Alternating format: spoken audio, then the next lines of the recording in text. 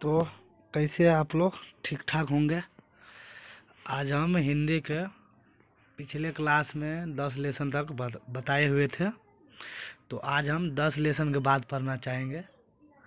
उसके बाद जो बिहार बोर्ड है वो टोटल समय जो रहेंगे 3 घंटा 15 मिनट के दिया रहेगा, जिसमें से 100 नंबर का क्वेश्चन पूछेगा और इसमें टोटल क्वेश्चन 100 रहेंगे, 106 रहेंगे सबटा टोटल मिला के। तो हम लोग को बनाना कितना है, 50 को ऑब्जेक्टिव बनाना है। उसके बाद 20 नंबर का गद्यांश बनाना है। उसके बाद हो गया 70 नंबर। उसके बाद 10 नंबर का निबंध लिखना है, हो गया 80।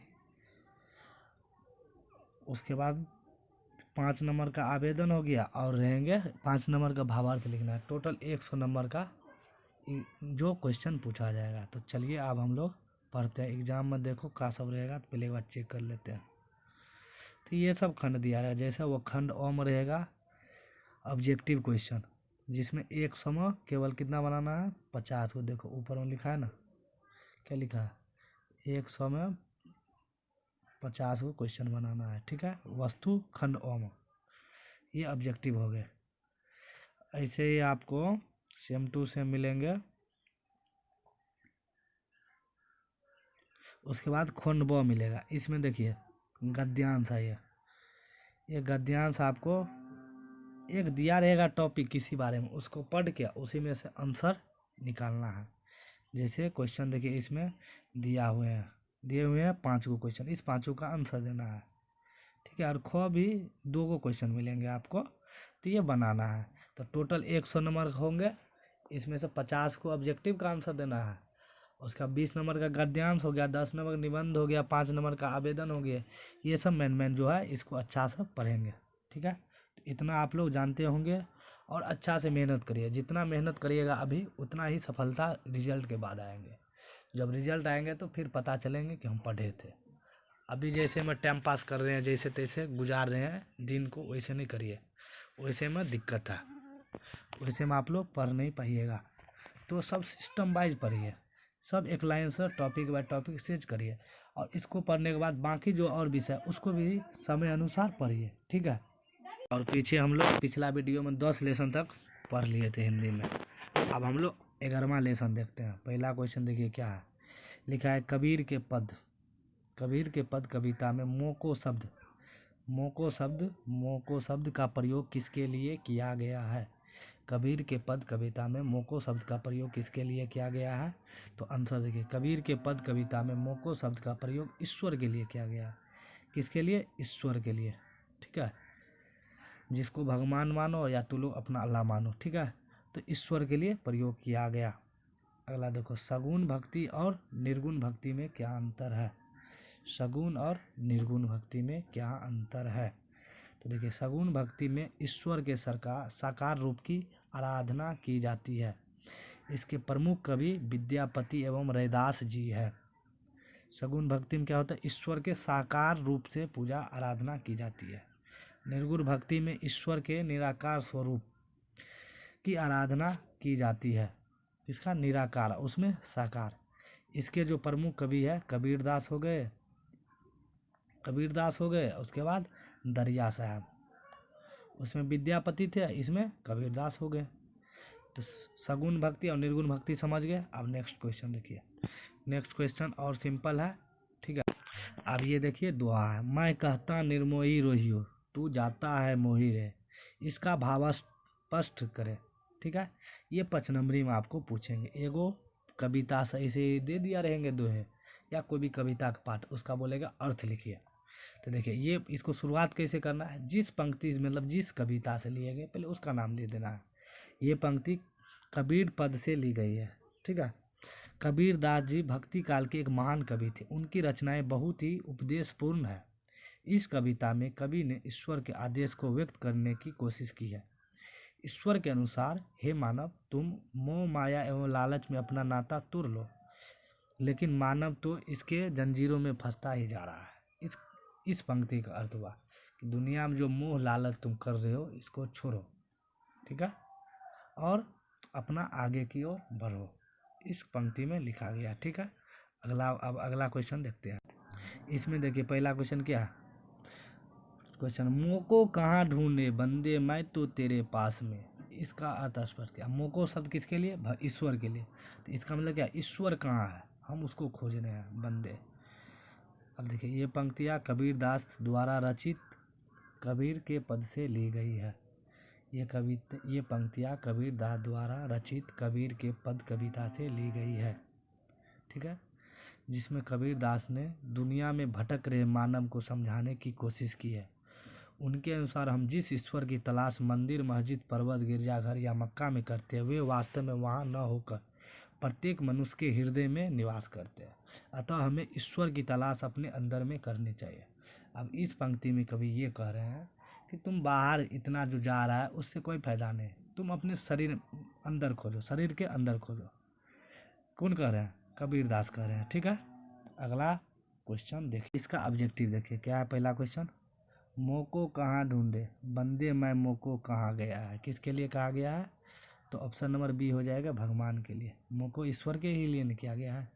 अगला देखो, कबीर ने बाय आडम्बरों एवं व्यर्थ अनुष्ठानों पर क्या कहा, करारा प्रहार किया। मतलब क्या, इस क्वेश्चन का मतलब क्या, हम लोग जितना जो अनुष्ठान कर रहे हैं ईश्वर को प्राप्त करने के लिए, उस सब व्यर्थ है, उस सब करके कोई फायदा नहीं। ये कौन बोल रहा है, कबीर दास। ठीक है, अगला, मोको का अर्थ क्या होता है। मोको का अर्थ होता है मुझको। ऑप्शन नंबर सी, मोको का अर्थ मुझको होता है। अगला क्वेश्चन देखो, मोको कहाँ ढूंढे बंदे मैं तो तेरे पास में। 21 पंक्ति से ली गई है। तो अब ये पढ़ा है कबीर के दोहे है। ठीक है, कबीर के दोहे या कबीर दास। अगला क्वेश्चन नंबर 5 देखिए क्या लिखा है। कबीर किस काल के कवि है। तो कबीर किस काल का है, भक्ति काल के कवि है। ठीक है, कबीर किस काल के कवि है, भक्ति काल के कवि है। ठीक है, अगला देखिए, कबीर दास किस धारा के कवि है, सगुन या निर्गुण। अब ये हम बताए थे सगुन और निर्गुण, तो ये निर्गुण धारा को हो जाएंगे। ठीक है, सगुन में क्या होता है, साक्षार, और निर्गुण में वैसे ही माना जाता है। अब अगला लेसन चलते हैं। अब अगला लेसन है 12, विक्रमशिला। विक्रमशिला तो जानते ही हो, जो भागलपुर जिला में कहलगांव थाना क्षेत्र में था, जिसको जब शासन हुआ था तो वो सब तोड़ फाड़ दिया था। तो आप देखो पहला क्वेश्चन क्या है, विक्रमशिला कहाँ अवस्थित है। सबसे पहले यही क्वेश्चन पूछा हुआ है। तो इसमें क्या लिखेंगे, विक्रमशिला भागलपुर जिला के कहलगांव थाना क्षेत्र पोस्ट पतरघट्टा के अंतिचक गांव में अवस्थित है। यह एक प्राचीन विश्वविद्यालय है। भागलपुर मतलब बिहार, बिहार के एक जिला है। भागलपुर जिला के कहलगांव थाना का नाम क्या है, कहलगांव, और पोस्ट पतरघट्टा के एक गांव है अंतिचक, उस गांव में अवस्थित है। यह प्राचीन काल में बहुत पहले ही बनाया गया था। अगला क्वेश्चन देखो, विक्रमशिला नामकरण के संदर्भ में प्रचलित जनश्रुति क्या है। अब इसके नाम के कारण क्या क्या प्रसिद्ध है उसके बारे में दिया है। तो देखिए, अपने आचार्यों को विक्रमपूर्ण आचरण और उनकी अखंडशील संपन्नता के कारण ही इसे विक्रमशिला के नाम से जाना जाता है। इसके अलावा यहीं पर विक्रम नामक यक्ष को दमित करके बिहार बनाया गया, इसलिए इसका नाम विक्रमशिला बना। अब विक्रमशिला में जो आचार्य सब, जिसको शिक्षक सब, प्रधान अध्यापक सब बोलते हैं, वो सब बहुत महान थे। तो पहला उसके कारण भी प्रसिद्ध है, और दूसरा यहाँ एक यक्ष था, विक्रम नामक एक यक्ष राक्षस, तो उसको भी यहीं दमित किया गया था, मतलब मार के यहीं रखा गया था। तो इसी के नाम पर बिहार पड़ा। ठीक है, अब अगला क्वेश्चन हम लोग चलते हैं। देखिए क्या लिखा, यहाँ के पाठ्यक्रम में क्या क्या शामिल थे। अब यहाँ क्या क्या पढ़ाई होता था। तो विक्रमशिला के पाठ्यक्रम में तंत्र विद्या, शब्द विद्या, शिल्प विद्या, चिकित्सा विद्या, आध्यात्मिक विद्या, चमत्कार विद्या इत्यादि शामिल थे। इसके साथ साथ व्याकरण, न्याय, विज्ञान, जादू इत्यादि भी इसके अंग थे। अब हम लोग जिसमें विज्ञान प्रसिद्ध है, शब्द विद्या भी अभी पढ़ी है, तंत्र विद्या कौन समझता है, तो ये सब मेन था। कौन कौन था, तो इसमें याद रखना है। इसमें पहला हो गया तंत्र विद्या, शब्द विद्या, शिल्प विद्या, चिकित्सा विद्या। चिकित्सा विद्या मतलब डॉक्टर, जो डॉक्टर सब इलाज करते हैं उसी को चिकित्सा विद्या कहा जाता है, आयुर्वेदिक में अभी जो प्रसिद्ध है ये सब। अब अगला क्वेश्चन देखिए, तंत्र विद्या के बारे में आप क्या जानते हैं। अब तंत्र विद्या से क्या समझते हैं, जिस विद्या के अंतर्गत हस्तरेखा, विशेष मंत्र तथा जादू जैसी शिक्षा दी जाती है, उसे तंत्र विद्या कहते हैं। इसके तहत काल, नक्षत्र इत्यादि की भी शिक्षा दी जाती है। तंत्र विद्या का मतलब जो आजकल प्रसिद्ध है गांव घर में, जिसको डाइन बोलते हो तुम लोग, कि कर दिया, वो हो गया, इधर हो गया, बहुत तरह का बात चलता है, उसी को हम लोग तंत्र विद्या कहते हैं। ठीक है, अब इसका ऑब्जेक्टिव देखते हैं विक्रमशिला का। ठीक है, पहला देखिए, आर्यभट्ट किस विद्या के क्षेत्र में विश्व प्रसिद्ध है? आर्यभट्ट जो जीरो का खोज किया था, वो भी एक बिहार के थे, तो ये खगोल विद्या हो जाएंगे। Option number A, option number A खगोल विद्या। आर्यभट्ट किस विद्या में प्रसिद्ध है? तो खगोल विद्या में। अंग महाजनपद का आधुनिक नाम क्या है? अंग महाजनपद के आधुनिक नाम तो भागलपुर, अभी भागलपुर हो गया। पहले प्राचीन में 16 गो महाजनपद थे, जिसमें से अंग भी थे। अगला देखिए क्वेश्चन, विक्रमशिला विद्यालय के प्रथम आचार्य कुलपति कौन थे? तो हरिभद्र, उसका नाम क्या था? हरिभद्र। ठीक है, हरिभद्र। अब इसको बनाने वाला का नाम था धर्मपाल, कन्फ्यूजन नहीं होना है। विक्रमशिला विश्वविद्यालय में प्रांगण कितने विश्वविद्यालय में था? अब कितने में फैला हुआ था? तो 6 प्रांगण। एक होता है मेन हेड, और उसी का 6 गो ब्रांच था, ऐसे सोचो। ठीक है, विक्रमशिला किस पाठ की विद्या है? निबंध, स्मरण, कहानी, आत्मकथा। तो निबंध हो जाएंगे। अरे विक्रमशिला कहाँ अवस्थित है? तो गांव का नाम क्या था? अंतिचक। अंतिचक गांव, पोस्ट पतरघट्टा। अब ये पढ़ाए थे 2 नंबरी में। अगला देखिए, विक्रमशिला के अध्यापन का माध्यम कौन सा भाषा था? तो संस्कृत। विक्रमशिला में जहाँ वहाँ पढ़ाई होता था, वो किस भाषा में थे? तो वो संस्कृत भाषा में थे। ठीक है, अगला देखिए क्वेश्चन, विक्रमशिला में कितने महाविद्यालय थे? तो 6। वही ना अभी ये बोले हैं, 6 गो महाविद्यालय था। एक होता है मेन हेड, अब वो एक जगह स्थित है, उसी का 6 गो ब्रांच था, जो घूम फिर कर रहता था। अगला देखो, विक्रम विश्वविद्यालय की स्थापना किसने किया? तो धर्मपाल ने। राजा का नाम कौन था? धर्मपाल। इसको बनाने वाला का नाम धर्मपाल। विक्रमशिला विश्वविद्यालय किस राज्य में है? तो बिहार में। अभी फिलहाल बिहार के भागलपुर, और गांव का नाम अंतिचक। अगला देखिए, लामा संप्रदाय की शुरुआत किसने की? तो अतीश दीपंकर। अतीश दीपंकर। लामा संप्रदाय की शुरुआत किसने की? तो अतीश दीपंकर। ये था इसका ऑब्जेक्टिव। आप चलते हैं फिर अगला लेसन में। अब ये लेसन है दीदी का डायरी। ठीक है, लेसन नंबर 13 हो जाएंगे, सॉरी ये 13 हो जाएंगे। पहला क्वेश्चन है, संजू कैसी लड़की थी? अब इसी लड़की पे पूरी कहानी या इसको डायरी लिखने के बहुत शौक थे। ठीक है, अब देखिए, संजू छोटी नन्ही परंतु बड़ी सियानी लड़की थी। वो था छोटा लेकिन बहुत सियाना था, सियानी थी। वो स्वभाव में हंसमुख थी, इसलिए वो खूब हंसती और दूसरों को भी हंसाती थी। तो संजू एक छोटी सी लड़की थी परंतु सयानी लड़की थी। वो स्वभाव में हंसमुख थी, इसलिए वो खूब हंसती और दूसरे को भी हंसाती थी। अगला क्वेश्चन देखिए, संजू को किस चीज़ का शौक था? संजू को किस चीज़ का शौक था? तो उसको डायरी और किताबें पढ़ने में बहुत शौक था। नहीं, संजू को किताबें पढ़ने का शौक था। वो हमेशा कहानी, कविता, कॉमिक्स इत्यादि पढ़ती रहती थी। विद्यालय में भी उसे चटपटी पुस्तक की तलाश रहती थी। तो ये सब उसको मनचाहा प्रसिद्ध था। अगला देखिए, संजू को डायरी लिखने की प्रेरणा किससे मिली? संजू को डायरी लिखने की प्रेरणा महात्मा गांधी से मिली। इस कार्य में उनकी दीदी ने भी भरपूर मदद की। अब ये जब वो काम करती रहती थी, इसके बाद एकाएक इसको डायरी लिखने की प्रेरणा मिली। तो पहले महात्मा गांधी से मिला, जब मिल गया तो अब लिखने वाला लिखेगा कैसे? तो इसका दीदी इसको बहुत मदद करती थी। ठीक है, अगला देखिए, सत्य के प्रयोग पुस्तक पर प्रकाश डाले। अब एक पुस्तक है जिसका नाम है सत्य के प्रयोग। सत्य के प्रयोग पुस्तक के रचयिता महात्मा गांधी है, जो महात्मा गांधी द्वारा लिखा गया है, जिसमें उसने अपने प्रयोगों को लिखा था। इसी पुस्तक से प्रभावित होकर संजू ने भी अपनी डायरी लिखनी शुरू की। अब महात्मा गांधी का पुस्तक नाम क्या हो गया? सत्य। सत्य पुस्तक जब ये पढ़ी तो उससे ये इंस्पायर हो गई कि हम भी डायरी लिखते हैं, तो इसको प्रेरणा मिल गई। अगला देखिए, व्यक्ति को प्रत्येक दिन डायरी लिखनी चाहिए, इस कथन से क्या आप सहमत हैं? बोलो तू लोग, क्या प्रत्येक आदमी को अपना डायरी लिखने की ज़रूरत है या लिखना चाहिए? लिखना चाहिए ज़रूर। हाँ, प्रत्येक व्यक्ति को प्रत्येक दिन अपनी डायरी लिखनी चाहिए। इससे हम कभी कार्यों को समय पर करने में आसानी होती है। अब जितना काम हम लोग करेंगे सब समय अनुसार होते जाएंगे।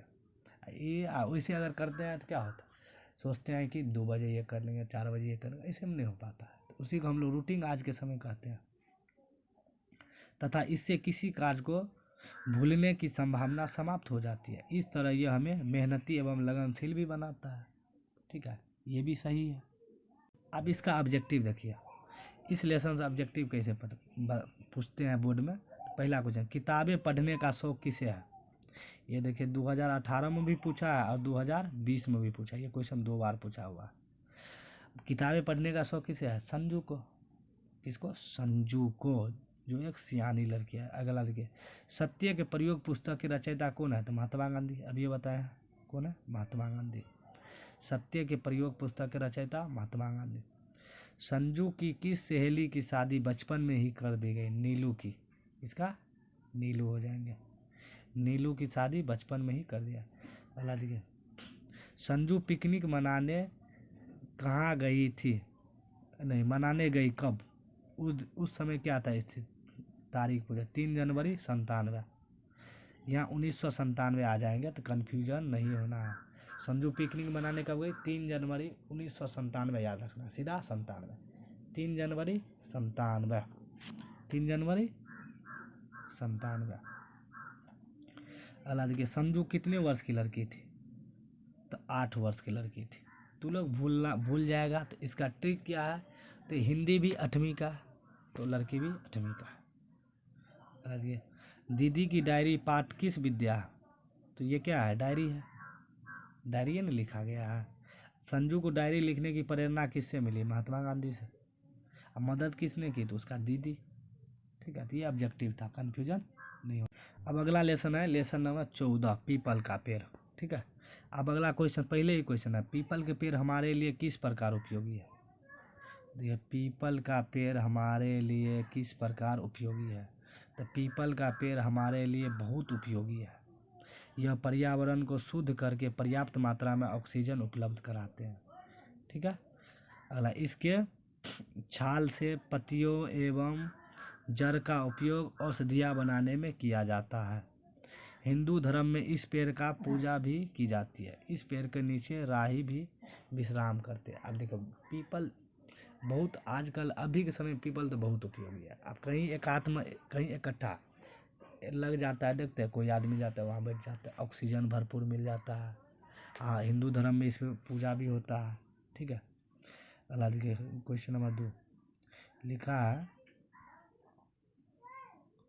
क्वेश्चन नंबर, कैसी वातावरण मिलने पर बुलबुल पंछी गाने लगती है। अब जो बुलबुल पंछी है वो कैसा वातावरण मिलता है कि वो गाने लगती है, तो ये जब वर्षा ऋतु में रिमझिम बारिश होती रहती है तो सदाबहार हवाएं जंगल की खुशनुमा बना देते हैं। पशु पक्षियाँ भी झूमने और गाने लगते हैं, तब बुलबुल पंछी भी खुशी से गाने लगती है। ये वर्षा ऋतु जब होते हैं तो सदाबहार हवाएं काफ़ी मस्त बहने लगती है, जिसके कारण पशु पक्षी झूमने लगते हैं तो बुलबुल पंछी भी गाने लगती है। अब देखिए क्वेश्चन क्या लिखा, ऊपर विस्तृत नभ नील नील, नीचे वसुधा में नदी झील, जामुन तमाल इमली करेल का अर्थ लिखे। ये 5 नंबर में पूछेगा आपको। ठीक है, ऊपर विस्तृत नभ नील नील, नीचे वसुधा में नदी झील, जामुन तमाल इमली करेल का अर्थ लिखे। तो ये पंक्तियाँ गोपाल सिंह नेपाली द्वारा रचित है। ये पंक्तियाँ गोपाल सिंह नेपाली द्वारा रचित है, जो पीपल कविता से ली गई है, जिसमें कवि ने वन्य प्रांत की सुंदरता को खूबसूरत से वर्णन किया है। ठीक है, कवि के अनुसार विशाल नीले आकाश के नीचे पृथ्वी पर मौजूद जंगल, नदी, झील, पेड़ पौधा की सुंदरता के और भी बढ़ा देते हैं। जलाशय में खिले कमल को फूल और भी खूबसूरत दिखते हैं।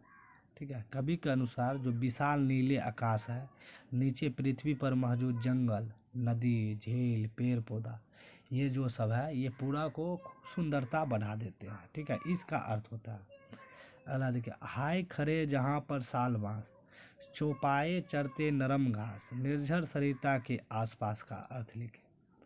ये भी 5 नंबरी में पूछेगा। देखिए, ये पंक्तियाँ गोपाल सिंह नेपाली द्वारा रचित है, जो पीपल कविता से ली गई, जिसमें कवि ने प्राकृतिक सुंदरता पर प्रकाश डाले हैं। उनके अनुसार झरना और साल जैसे पेड़ के नीचे जीव जंतु चर रहे हैं, जबकि जंगल में मोर नाच रहे हैं, परंतु चकोर पंछी अपने साथी के इंतजार में रात भर रोती है। इस तरह कवि ने जीव जंतु के रहन सहन पर भी प्रकाश डाला है। ठीक है, अब देखिए इसका ऑब्जेक्टिव कैसे पूछता है। ठीक है, देखिए गोपाल सिंह नेपाली द्वारा रचित कविता कौन सा है, तो पीपल। गोपाल सिंह नेपाली द्वारा रचित पीपल, पीपल का लेखक गोपाल सिंह नेपाली। इच्छा पूर्ति करने वाला काल्पनिक पेड़ को क्या कहते हैं, तो कल्पतरू। क्या कहा जाता है, कल्पतरू कहा जाता है। ठीक है, अगला आप क्वेश्चन पे चलते हैं। ये क्वेश्चन नंबर 3, ये भी पूछा हुआ, देखिए 2020 में पूछा है कि जल के ऊपर उठता मृणाल, फुनगी पर खिलता कमल लाल, पंक्ति किस कविता से ली गई है, तो पीपल से लिया गया है। Option number A. कवि के अनुसार पीपल के पत्ते का आकार कैसा है, कैसा है, तो गोल है, कवि के अनुसार। ठीक है, अगला पीपल पाठ की विद्या, पीपल पाठ कौन सी विद्या है, निबंध, कविता, कहानी, स्मरण, क्या हो जाएगा, कविते न है, तो पीपल कविता हो जाएंगे। अब अगला कौन पक्षी रात में रो रो कर बिताती है, तो चकोर, अपने साथी के याद में भर रात रोती रहती है, चकोर पक्षी। बुलबुल किस ऋतु में गाती है, तो वर्षा ऋतु में, ये भी पढ़ाए हुए हैं। बुलबुल किस ऋतु में गाती है, तो वर्षा ऋतु में। ठीक है, अगला जंगल की शोभा कौन बढ़ाते हैं, तो चिड़िया का कलरव, मोर का नचना, हंस का क्रीड़ा, सबटा, इसमें क्या हो जाएगा, सभी हो जाएंगे। Option number D. ठीक है, अगला क्वेश्चन पे। अब अगला लेसन है दीनबंधु, कविता का नाम क्या है, दीनबंधु। पहला क्वेश्चन देखिए, निराला, निराला को दीनबंधु क्यों कहा गया। देखिए अब सूर्यकांत त्रिपाठी निराला जी सचमुच दीनबंधु थे। अब जो निराला जी का पूरा नाम था, उसका नाम था पूरा सूर्यकांत त्रिपाठी, जो सचमुच में दीनबंधु थे। अपनी शक्ति के अनुसार वे जीवन भर दीन दुखियों को सेवा सहायता करते हैं। जहाँ सेवा में समर्थ न हो सके वहाँ हार्दिक सहानुभूति ही उपयोग करके संतोष पाया। अतः निराला जी सचमुच दीनबंधु थे। ठीक है, सभी को देखने वाले। अब जहाँ इसको पैसा रुपया कमी हो जाता तो उसको फिर बोलता था, उसको सहानुभूति देता था कि ऐसे ऐसे करो। ठीक है, कितना महान आदमी थे। अगला क्वेश्चन देखिए, निराला संबंधित बातें लोगों को अतिरंजित जान पड़ती है, क्यों। अतिरंजित में क्या होता, दुश्मनी। अब कोई आदमी सामने मदद कर रहा है तो उसके जो पड़ोसी होगा उसको जलनशील होगा, ये क्या कर रहा है, ये उसको मदद कर रहा है, होता है ना। अब देखिए निराला जी दीन दुखियों की सेवा में इस तरह रम गए थे कि वे अपने स्वास्थ्य की भी देखभाल नहीं कर पाते थे। वे अपने नए वस्त्र भी शरीर पर से उतारकर दीन दुखियों को ओढ़ा देते थे। देख रहे हैं, निराला जी दीन दुखियों की सेवा में इतने व्यस्त हो गया, रम गए, मतलब उसमें बिजी हो गए कि वो अपने अब क्या स्वास्थ्य की शरीर को भी नहीं देख पाया। कभी कभी जो वस्त्र पहनते थे उसको भी उतार के दे देते थे और खुद भूखे रहकर अपना भोजन भिखारियों को दे देते थे। इसलिए निराला संबंधित बातें लोगों को अतिरंजित जान पड़ती है। देखिए कितना महान आदमी थे। अब अगला देखिए, जो रहीम दिन ही लखे दिन बंधु सम होए का अर्थ लिखे। ये 5 नंबरी में पूछने का चांस है। जो रहीम दिन ही लिखे दिन बंधु सम हो जाए का अर्थ लिखे। जो रहीम दिन ही लखे दिन बंधु सम, ये पंक्तियाँ महाकवि रहीम के दोहे से ली गई है। जो दिन बंधु निराला पर सटीक बैठती है, क्योंकि निराला जी जीवन भर दिन बंधुओं को सेवा सहायता स्वयं ही दिन बंधु के समान हो गए थे। अगर वे दिन बंधु न होते तो उसकी लोकप्रियता आज नहीं होती। सही है बात, इतना जो मदद किया इसलिए ना हम लोग उसके बारे में पढ़ रहे हैं। अगर अच्छा नहीं रहते तो हम लोग पढ़ते नहीं पढ़ते। दुनिया में लाखों करोड़ों आदमी है, कोई कोई आदमी जो अपना नाम बना पाता है, नहीं तो हजारों आदमी जन्म लेता है जानवर तरह खाता पीता जो मतलब मर जाते हैं, उसको कोई जानता भी नहीं। इसलिए तू लोग भी इतना मेहनत करो कि ज़िंदगी भर तुम्हारा नाम अमर हो जाए। ऐसा काम करो, न कि इधर उधर में टाइम पास करते रहो। समझ गए ना। अब अगला क्वेश्चन देखिए, पुण्यशील के पास जब सब विभूतियाँ आप ही आप आती है, कैसे। दीनबंधु निराला एक से बढ़कर एक विभूतियाँ थी। उनमें दीनबंधुता, पुण्यशीलता, दयालुता तथा परोपकारी की भावना कूट कूट कर भरी हुई थी। उनमें दिनों दिनों अच्छे अच्छे गुण बढ़ता ही गया। अतः सच ही कहा गया कि पुण्यशील पास सब विभूति। अब देखिए इसका अर्थ हुआ कि अगर कोई आदमी बढ़िया है तो वो धीरे धीरे और अच्छा ही होते जाएंगे। गलत आदमी ना, जो बुद्धि गलत, एनी टाइम गलत होते रहेंगे। और दीनबंधु निराला कितना बढ़िया आदमी, तो उसको धीरे धीरे अच्छा बुद्धि मिलते गए। धन उनके पास अतिथि के समान अल्प विधि तक ही टिकने आता था। कैसे? देखिए, जितना धन सब आते थे वो तो सब गरीबों में ही बांट देते थे ना दीनबंधु जी। इसका आप ऑब्जेक्टिव देखिए क्या लिखा है, दमकती दारिम दसनावली किस पाठ से संबंधित है? तो दीनबंधु से। ये 2020 में पूछा है। दमकती दारिम दसनावली किस पाठ से संबंधित है? तो दीनबंधु निराला। अगला देखिए, कोलकाता क्या है? कोलकाता एक अभी महानगर है। क्या है? महानगर। जहाँ का आबादी 10 लाख से ऊपर हो जाए वो महानगर कहलाता है। ठीक है। अगला देखिए, दीनबंधु निराला पाठ की विद्या क्या हो जाएंगे? निबंध हो जाएंगे। निबंध किसी के बारे में लिखा गया है। दीनबंधु किसके नाम के साथ जोड़ा गया है? तो निराला। दीनबंधु के नाम किसके नाम से साथ जोड़ा गया? तो निराला जी। अगला देखिए, जो रहीम दिन लखे दीनबंधु समोही किसके बारे में लिखा गया? तो निराला जी के बारे में लिखा गया। अगला देखिए, दीनबंधु निराला पाठ का लेखक कौन है? इसका लेखक कौन है? शिव पूजन सहाय, अरुण कमल, वंशीधर श्रीवास्तव। कौन हो जाएंगे? शिव पूजन सहाय। दीनबंधु पाठ का लेखक शिव पूजन सहाय। कंचर और यामिनी कभी के भीतर झांकने न पाई। तो निराला के भीतर कभी झांक नहीं पाया कंचर और यामिनी। बेलूर मठ कहाँ है? तो कोलकाता में। बेलूर मठ कहाँ है? कोलकाता में। तो तुम लोग अच्छा से तैयारी करो, सब कुछ सिस्टम वाइज पढ़ो। अब तो समय कम है, अब अच्छा से मेहनत करो, उसको रिवीजन करो। इधर उधर में टाइम पास करने से कोई फ़ायदा नहीं है, क्योंकि यही अगर मेहनत तुम कर लिया तो यही रिजल्ट के बाद तुमको चमकाएगा। समझ गया? अगर वही टाइम पास में ज़िंदगी बिगाड़ दिया तो कोई फ़ायदा नहीं है। समझ गया? तो अच्छा से मेहनत करो और अच्छा से आगे बढ़ो। जो दिक्कत है उसको अच्छा से पूछो और समझने की कोशिश करो और उसको याद करते जाओ, सब सिस्टम बाय तरीक़ा से, तभी कुछ हो पाएगा। ठीक है? तो आज के लिए हम इतना ही रखते हैं। तू लोग अच्छा से मेहनत करते रहो। ठीक है?